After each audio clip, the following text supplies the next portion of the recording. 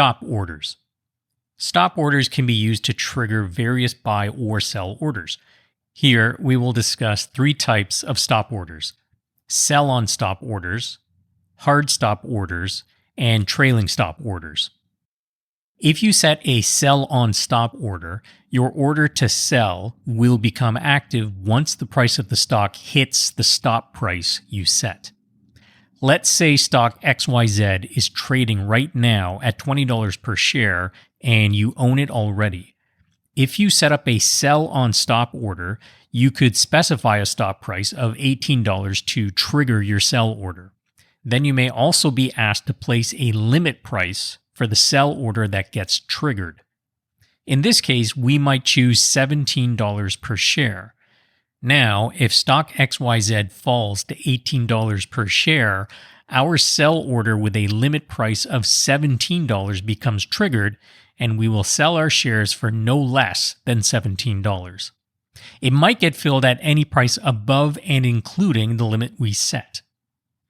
Note that the main difference between a stop and a limit is that a stop triggers an order to be placed, whereas a limit specifies a limit on the price you will accept for that trade.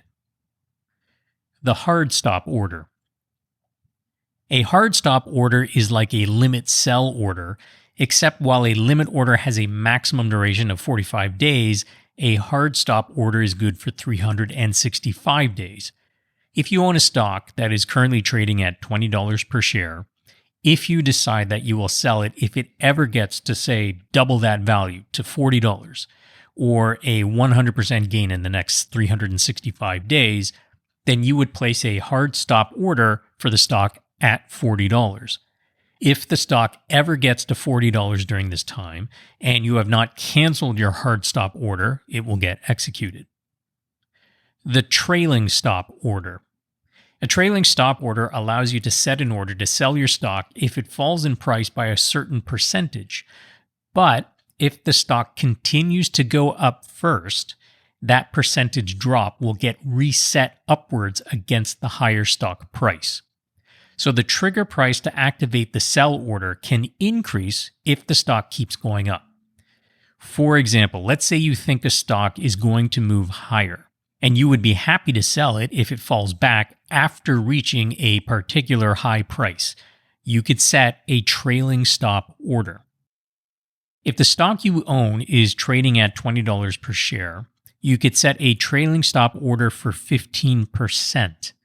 That means if the stock drops by 15%, or by $3 from $20 down to $17, then your order is triggered. InvestorLine also requires you to set a limit variance when making your trailing stop order. The limit variance will determine what the limit price will be when your order gets activated. So if you picked a $1 limit variance, then your stop order will have a limit of $17 minus $1, or $16 per share, meaning that $16 is the lowest price you would be willing to accept to sell your stock if the order gets triggered. But let's see what would happen if the stock went up before going down. Let's say it never got down to $17 and instead kept going up for consecutive days and closed at a price of $30 1 week later. The trailing stop would automatically reset as the price went up. At a new closing price of $30 per share, our new stop price would be reset to 15% below $30, or $25.50, with a limit price of $24.50. Now, if the stock went down to $25.50, our stop order would get triggered to sell our position at no less than $24.50. It's important to note that the stop price will be recalculated upwards based on your selected percentage each time a new closing high is reached, as long as the increase meets a minimum threshold, which is based on the stock's share price. For example, a stock that previously had a closing high of $30 per share will need to increase by at least $1 in order to set the new stop price higher. For shares in lower price bands, the minimum increase can be smaller, And for shares in higher price bands, the minimum increase may be higher. Buy on stop order. A buy on stop order is a buy order that gets triggered when a stock hits a certain price. You would set not only the stop price to trigger your buy order, but also a limit price to specify the highest price you would be willing to pay if your order gets triggered. For example, if a stock is trading at $20 per share, and maybe you think that the next quarterly earning report will make or break the company's fortunes, you could place a buy on stop order with a stop of $25 and a limit of $30.